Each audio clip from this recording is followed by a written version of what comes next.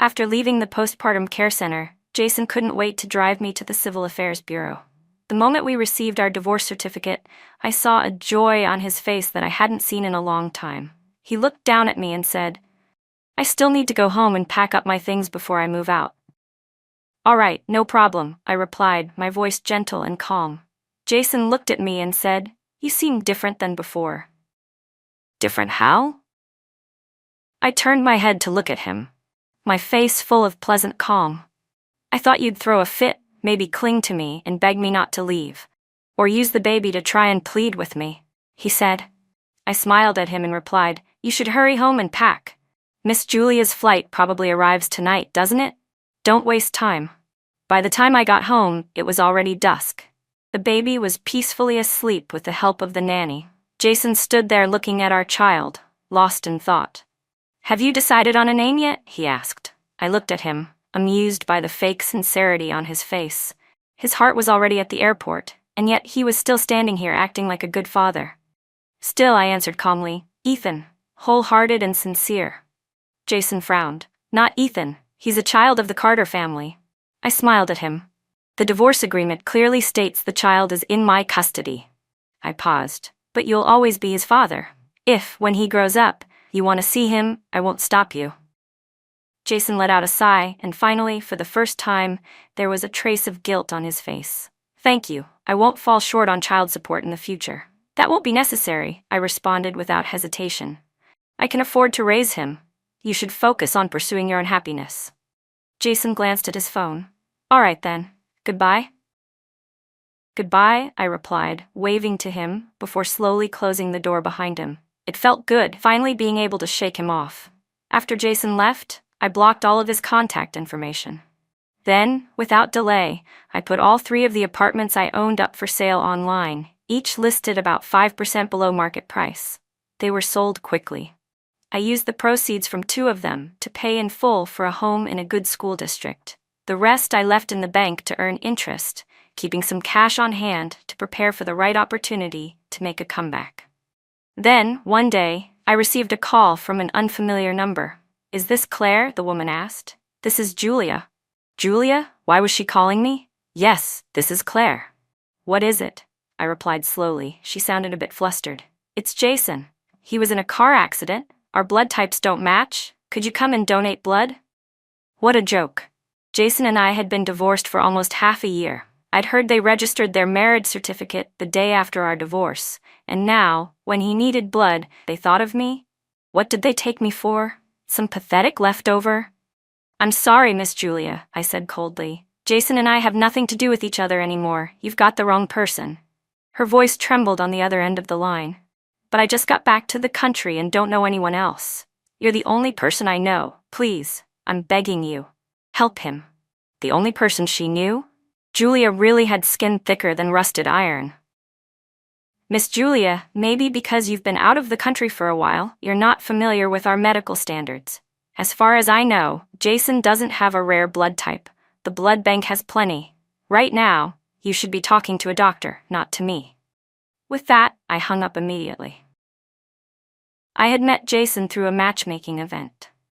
At the time, I was 26, and my family had started urging me to get married. Jason had been the most promising of all the men I met, polite and refined, tall and upright, with a master's degree from a prestigious university. Everything about him seemed proper and gentlemanly. I once asked him, "How many relationships have you been in before?" He looked a bit shy, lowered his head, and smiled. To be honest, that was my first relationship. My first time falling in love. Jason looked at me wide-eyed. "Is it really that hard to believe?" he asked. Then he started pursuing me like crazy. He wasn't lying to me, not exactly. He just never told me that there had always been someone else living in his heart, someone he secretly adored. After we got married, Jason and I started a film company from scratch.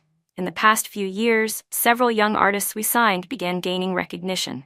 When we were registering the company, I asked Jason, "What should we name it?" He blurted out almost without thinking, "Let's call it J&Y Media."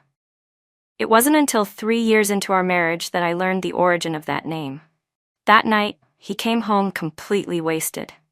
The driver had to carry him upstairs. His consciousness flickered in and out.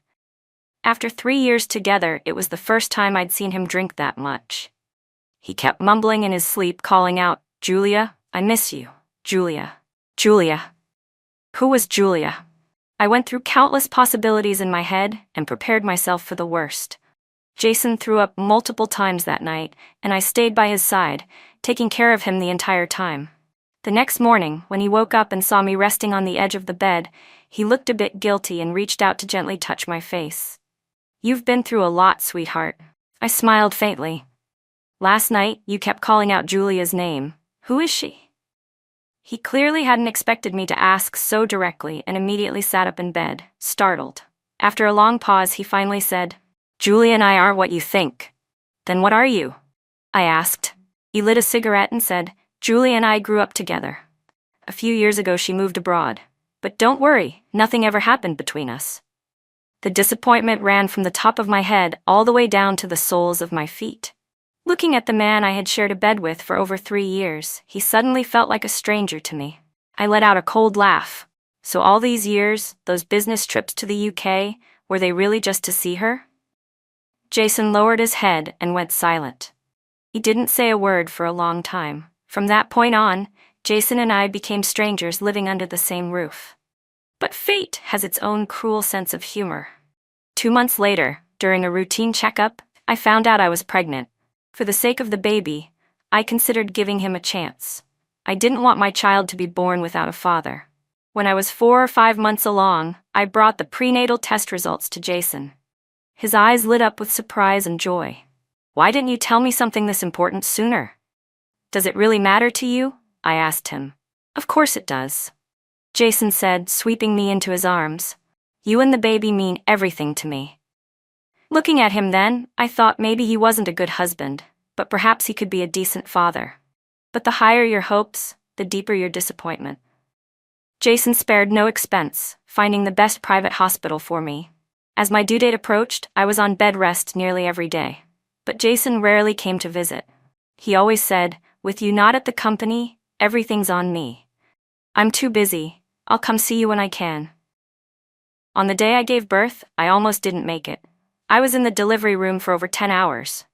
But Jason never showed up. After the delivery, I lay weakly in the hospital bed. His assistant, a young woman, stood beside me. "It must have been so hard. Congratulations," she said with a polite smile. I smiled back faintly. "Where's Mr. Carter?" She scratched her head awkwardly. "He said an important client was flying in today, so he went to the airport. He'll come see you once he's done." I knew every single one of the company's major clients. I looked up at her and asked, what client could possibly be more important than his wife giving birth? She stammered, I'm not sure. Mr. Carter didn't give any specifics. You just gave birth and you're still weak. Please try to get some rest." I looked at the young girl. She seemed freshly out of college and didn't want to make things difficult for her. "All right." It wasn't until the 3rd day after I gave birth that Jason finally appeared. He brought a huge bouquet of flowers and stood in front of me. "Sweetheart, you've worked so hard," he said, then leaned down and kissed my forehead. He looked over at our son. "He really looks like me." I looked at Jason and felt nothing but disgust. All the emotions I had been bottling up finally erupted. Tears streamed down my face, falling in loud drops onto the blanket. It startled Jason so much that he visibly jumped. While crying and cursing him in my heart, I asked, "Jason, where have you even been these past few days? Did you know I was in labor for over 10 hours? I nearly died on the operating table. You once said the baby and I were the most important people in your life. Then why couldn't you be there for us?" I was already sobbing so hard I couldn't speak clearly, but I cried even harder on purpose. I was putting on a show, one I wanted Jason to see. Because only through this performance could I make him feel even more guilty deep down. Already weak and exhausted, the crying made me start turning pale. "Jason, I know I can't stop you from loving someone else. If you think I'm just in the way, then I can stop being Mrs. Carter. But could you at least share a little of your love with me and the baby, just a little?" Jason frowned, his face tense. "I'm sorry, Claire. I really am. I've wronged you." I turned my head and wiped away my tears. Then I forced a weak smile and said, "Don't say you're sorry. You're my husband, the father of my child, and the man I love most. Even I felt nauseous saying those words. But I smiled at Jason anyway. Starting from that day, Jason began visiting me and the baby in the hospital regularly, acting like a devoted father. But every time he came, I made sure to cry. I cried about how hard things had been for me. I cried about how I had supported him through building the company from nothing. I cried about how deeply I loved him. Because I knew his personality well, he'd get tired of hearing it soon enough. He would start missing the woman he called his white moonlight, Julia, and convince himself how much better she was than me. That would bring him closer to the moment when he would finally ask me for a divorce. And all my crying, all those dramatic confessions, were like emotional manipulation, my version of psychological warfare. I wanted him to feel guilty when he eventually asked for the divorce, so I could get more from him in return. What Jason didn't know was that I had already found out about every meeting he had with Julia over the past few months. Ever since I learned about her, I hired a private investigator. Every time Julia's plane landed, I knew. After 40 straight days of my calculated weeping, Jason finally snapped. He yelled at me in a low growl. "Claire, can you stop already? Don't you ever get tired of saying the same things over and over? Because I'm sick of hearing them. I can't believe I didn't realize how exhausting you are." He waved his arm toward the room in frustration. "Look around this hospital. Is there anyone else being this unreasonable? You're acting like a total shrew." I swallowed my rising anger and asked in a low voice, "So what do you want?" Jason went silent for a long moment before finally saying, "Let's get a divorce. I'll bring the papers tomorrow." Then he turned and stormed out of the room. But what Jason didn't know was that I had already made up my mind to divorce him, because the truth was, he wasn't going to live much longer. My thoughts snapped back to the present as I kept replaying Julia's phone call in my mind. There were doctors who could handle the situation, so why had she called me? We'd been divorced for over 6 months and hadn't had any contact. Why now? I put on a full face of makeup and carefully dressed myself. Then I called Jason's assistant. "I heard Mr. Carter was in a car accident," I said casually. "Was it serious? Which hospital is he at?" She sounded surprised by my question. "He's at Third Hospital," she said after a pause. "Are you planning to visit?"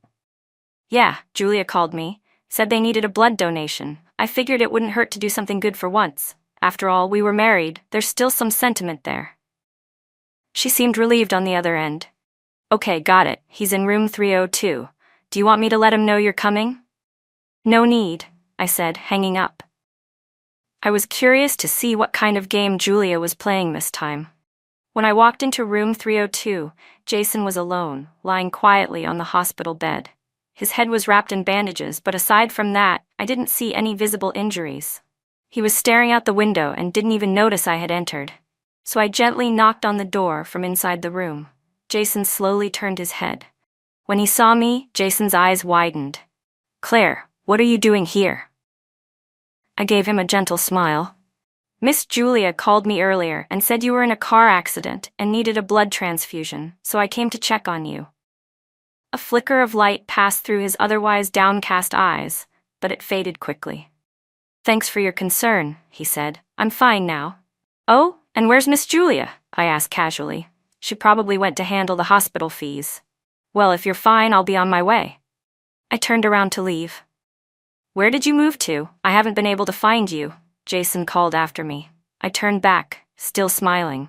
"And why are you trying to find me?" His gaze shifted uneasily, avoiding mine.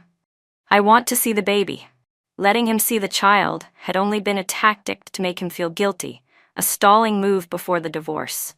And now he suddenly wanted to see the baby? I didn't respond. Jason said nothing else and walked out of the hospital room without looking back. Outside, Julia was standing at the door. I had no idea how long she had been there. This was the first time I'd seen Julia face to face. She was even more delicate and demure in person than in the photos, her features finely shaped, and surprisingly, she resembled me a bit. Or rather, in Jason's eyes, I probably looked like her. I had no desire to get entangled with her, so I turned to leave, but she softly called out behind me, "Claire, it's really you." I looked at her, a picture of gentle vulnerability, seemingly untouched by the world, and suddenly I understood why Jason had never been able to forget her.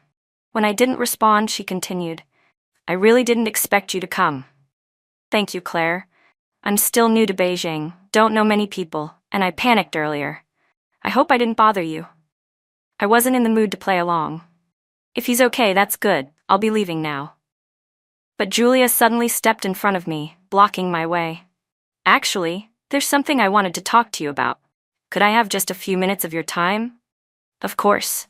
I knew she had a reason for calling me here. "What is it?" I asked, pulling a smile across my face that didn't reach my eyes. "Well, when you and Jason divorced, didn't he give you all the property?" she began. "The company's been going through a rough patch, you probably know that.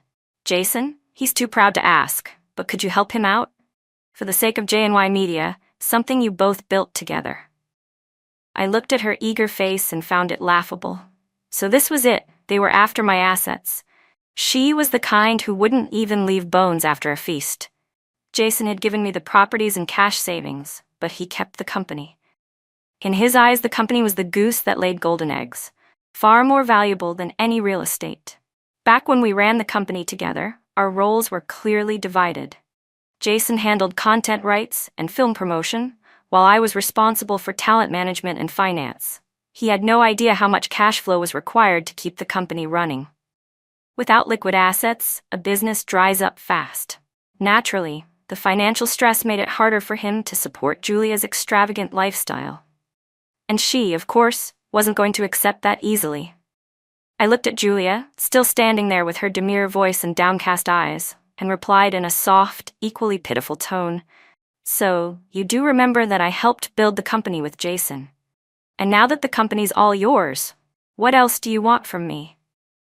Julia saw the sadness I feigned and lowered her voice even more. "Claire, Jason already gave you the houses, the cars, and 20 or 30 million in savings. We're not asking for much, just 10 million, the rest you can keep to raise your child." I looked at Julia, baffled. How could she say all this with a straight face? I let out a sigh. "Miss Julia, the company was preparing to go public. It was valued at 200 to 300 million. What I got doesn't even scratch the surface. I know you studied musical theater overseas. Jason told me everything, how he started this company to help you fulfill your dreams. That's why I didn't fight him.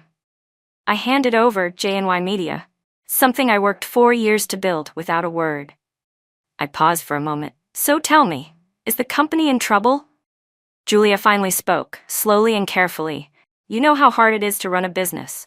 Money is tight everywhere. But for the sake of Jason being your child's father, don't you think you should help him?" As she spoke, she pulled a piece of paper from her pocket. "This is the account number. You can just transfer the money to this account," Julia said. She really came prepared, already had the bank account number written down. That abacus in her head was clicking loud and clear. But whether the money was truly for the company or to line her own pockets, she knew better than I did. I looked at Julia and sighed deeply, several times. "I really want to help you," I said, "but unfortunately, I can't. All my funds are currently tied up in a trust. I don't have any liquid cash at the moment." Then I looked at her apologetically. "I might have 30 or 50,000 on hand. If you're in a bind, I can lend that to you for now, no rush on paying it back." Julia's eyes went wide like copper bells. "Claire, seriously? You're kidding, right?" I looked at her kindly. "It's not that I don't want to help. I really just don't have the ability right now. Look, you asked me to come donate blood, and I came immediately. I help when I can. Would I say no otherwise?" Seeing that I wouldn't give in, Julia's expression suddenly shifted. She changed faces faster than flipping a page in a book. "Claire, enough with the act," she snapped. "If you don't want to give, just say so. Don't pretend to be all nice and selfless." Well, there it was, her real face, finally showing. I calmly reached into my bag and took out a business card. "This is a finance firm. They invested in JNY Media when we first started the company. You could try talking to them." Julia's eyes flickered as she took the card from my hand. "You really want to help us?" "Of course," I said. "You think I hate you?" "Everyone has the right to pursue happiness. Jason loves you. Letting go is the best choice for all 3 of us. Don't you agree?" I paused, then added, Jason didn't look too good today. You should schedule a full health checkup for him. With that, I turned and walked out of the hospital. Outside, I tossed the slip of paper with the account number Julia had given me straight into the trash. Then I pulled out a disinfecting wipe from my purse and carefully cleaned my hands.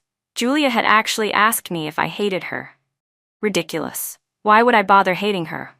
After all, her precious Jason was a man who didn't have much time left. Who would want that? Meanwhile, my child was growing up day by day. With my mom and the postpartum nanny helping out, I finally had time to focus on rebuilding my career. Lately, several artists I had once managed started venting in our private group chat. JNY is a mess now, one said. That new woman, Julia, didn't she study musical theater abroad or something? She has no clue how to run a company. But the boss listens to her about everything. Yeah, another chimed in. Budget's tight across the board. We had to beg just to get funding for our last variety show. One company almost invested in us, but after a few rounds of talks with Julia, the deal just died. At this rate, we're doomed, someone else said. I already lost 2 brand deals. I looked at the calendar. Most of their 5-year contracts with JNY were about to expire. Half joking, half serious, I typed, "What if I started a new agency? You in?" "In? We're already packing," someone replied. "I've been waiting for this day forever," another added. I smiled to myself. These kids were all in the prime of their careers. Staying at JNY would only drag them down. This time, I picked the company name myself. I called it Sincere Media. As the artists' contracts expired and they officially announced their departures, their farewell posts exploded on social media. It trended immediately. I was sitting in my newly leased office, reviewing management contracts, when my phone rang. It was a number I didn't recognize, but I already knew who it was. I hesitated for a while, then finally answered on the 3rd ring. Julia's voice came through. "Claire, did you really have to go this far? It's one thing if you don't want to help Jason and me, but now you're poaching our artists too?" "What are you talking about?" I asked calmly. "Don't play dumb," she snapped. "That investor you introduced? Total scam. They came in asking for original shares. Do you think I'm stupid?"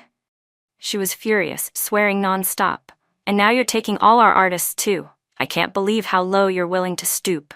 How did Jason ever fall for someone like you?" I stayed calm. "Miss Julia," I said, "maybe Jason never told you, but I'm the one who signed every single one of those artists myself.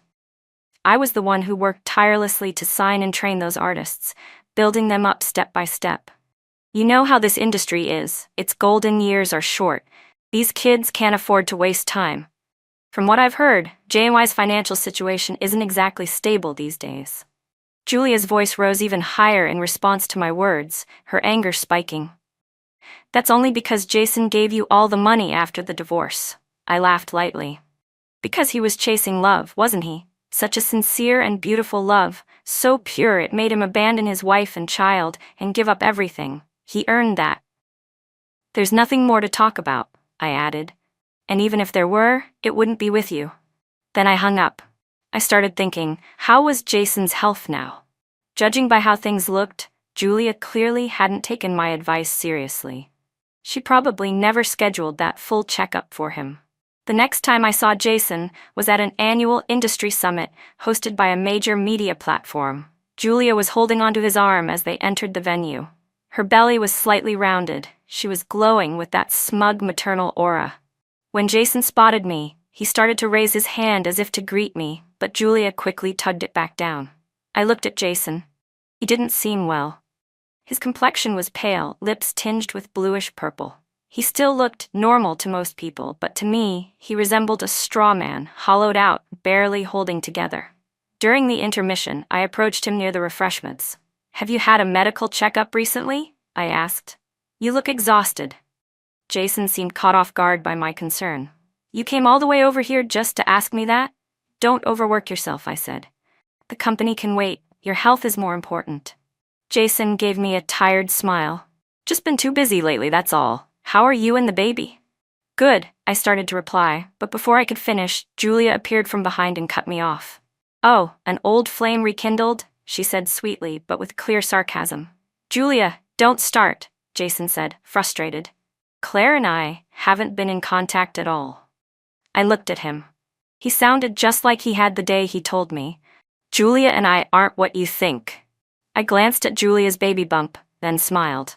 Maybe you should pay more attention to your husband's health. Julia noticed I was staring at her belly and tilted her chin, her voice dripping with pride.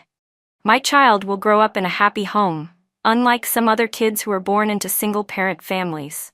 As soon as she finished, Jason gave her dress a little tug. Enough. That's enough. Looking at Julia standing there, I actually felt sorry for her. If she kept ignoring Jason's condition, her child might grow up never knowing their father. So who was truly the pitiful one? I didn't bother responding. I turned around and returned to my seat. Actually, that medical exam I mentioned earlier, Jason and I had done it together more than 6 months ago. Our company had scheduled annual health checkups for all employees, and neither of us were exceptions. That was when I discovered I was pregnant. Jason had been too busy with a project to pick up his results, so I got them for him. His report clearly stated, large shadow detected in the lung, suspected mid-stage lung cancer. Further examination and immediate treatment recommended. But Jason's phone was off. Pregnant and panicked, I carried the report and searched everywhere for him. The private investigator I'd hired told me he was with Julia at the time, then sent me a photo of them enjoying a candlelit dinner together. In that picture, Jason was smiling in a way I had never seen before. The kind of joy he never once showed me. After 4 years together, I had only ever been a stand-in for the woman he truly loved, his white moonlight, Julia. That night, I placed Jason's medical report and the company's annual financial report side by side on his desk. Then I sent him a text. The health report and the company year-end files are on your desk. But Jason never touched those papers, not even when he packed up and moved out, because all he cared about was his Julia. Judging by the timeline, if Jason didn't start treatment soon, he probably wouldn't survive the winter. Time passed quickly, and under my management, Sincere Media steadily found its footing. I had thought I'd finally cut all ties with Julia and Jason. Until one day, Julia showed up at the door of my office. She looked a little worn down, but she was still dressed immaculately, in a loose, vintage-style outfit that looked like something a grandmother might wear. The moment she saw me, she burst into tears. "Claire, Jason's dying. My child is going to grow up without a father." She sobbed uncontrollably. "Why is our fate so tragic?" Julia had studied musical theater, but you'd think she majored in drama. She wept until she collapsed to the floor, and I slowly helped her onto the couch. "So, what brings you here today?" Julia looked at me with teary, pleading eyes. "Claire, the doctors say Jason might only have a few months left. I've been thinking. I want to take him to Switzerland to recover. He's always loved the scenery there. I just want him to be happy before he goes." She paused. "We won't be able to keep up with J&Y anymore. Since it was something you both built together, I'd like to hand it over to you." "Hand it over to me? What was this new performance?" Looking at her tear-streaked face, I felt a flicker of pity. "You're giving it to me? You're not coming back from Switzerland?" "No, I won't be coming back." Julia slowly pulled out a few neatly bound A4 sheets from her bag. "Claire, your new company is doing so well. Why not just take over J&Y too? I asked finance to draft a contract. You can buy it at cost. I just need some funds for our life in Switzerland." That brief moment of pity I'd felt vanished completely. So this was the real plan, offloading a failing business for cash. Did she think I was an idiot? Still, business is business. If the price was reasonable, I didn't mind acquiring J&Y. I took the contract from her and flipped through it casually. 50 million. I double-checked the number. Yes, she wanted 50 million. With J&Y's current assets and ruined reputation, I'd hesitate even if she were asking for 5 million. And she had the nerve to offer it for 50? "Isn't 50 million a bit much?" I smiled politely.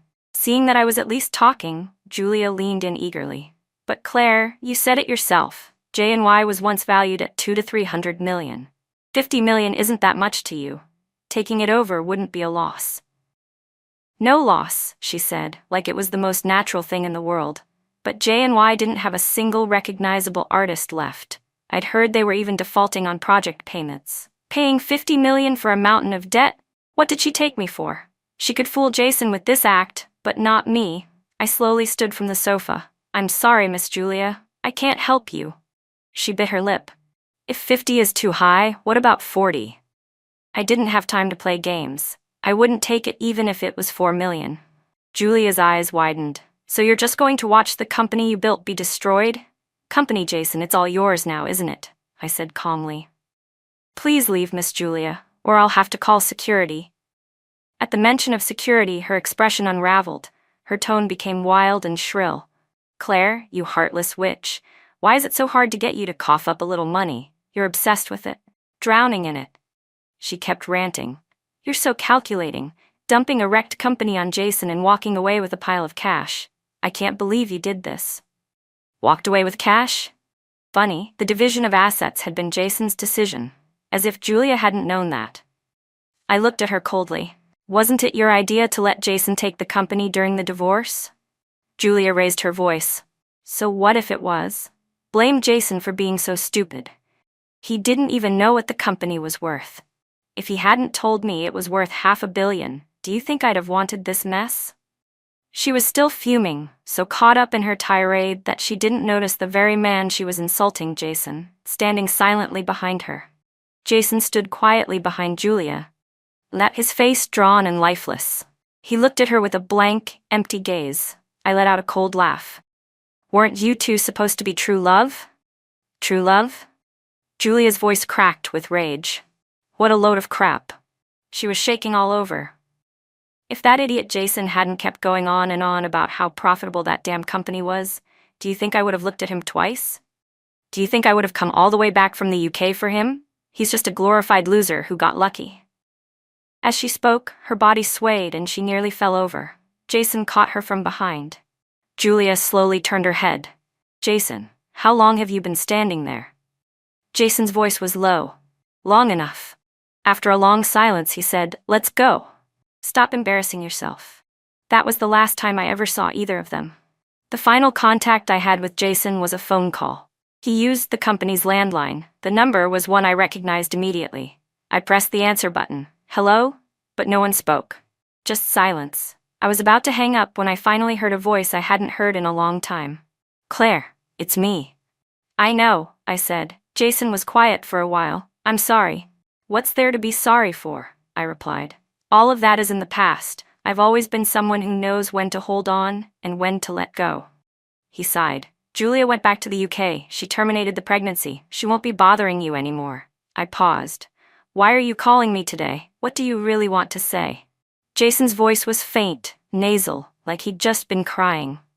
Claire, I just wanted to apologize. I once had a chance to be a good husband, a good father, doing work I loved and was good at. And that should have been enough to make me happy. But I lost my mind. I ruined everything. I regret it. When I didn't say anything, he kept talking. Claire, I'm dying. I don't know if you believe me, but during chemo, during every treatment, all I could think about was you. You staying up with me while I worked overtime, you taking care of me through the night when I was sick. I cut him off, my voice cold. What's the point of saying all this now? Jason's voice trembled as he asked. Claire, can I see you and the baby just once before I go? I miss you both so much. He started to cry softly on the other end of the line. There's no need for that anymore, I said. If there's nothing else, I have a meeting. I'm hanging up now. And I did, but my chest ached as if something inside had been yanked hard. Jason and I once had something beautiful, but I could never accept being just a stand-in for the woman he truly loved. So I let go. I gave her back to him. After Jason died, he left me a letter. And the remaining $5 million from the sale of J&Y. I never opened the letter. I donated the entire $5 million to a public charity and started a foundation in his name. That, I think, was the last shred of dignity I could give him. The end. Top of form, bottom of form.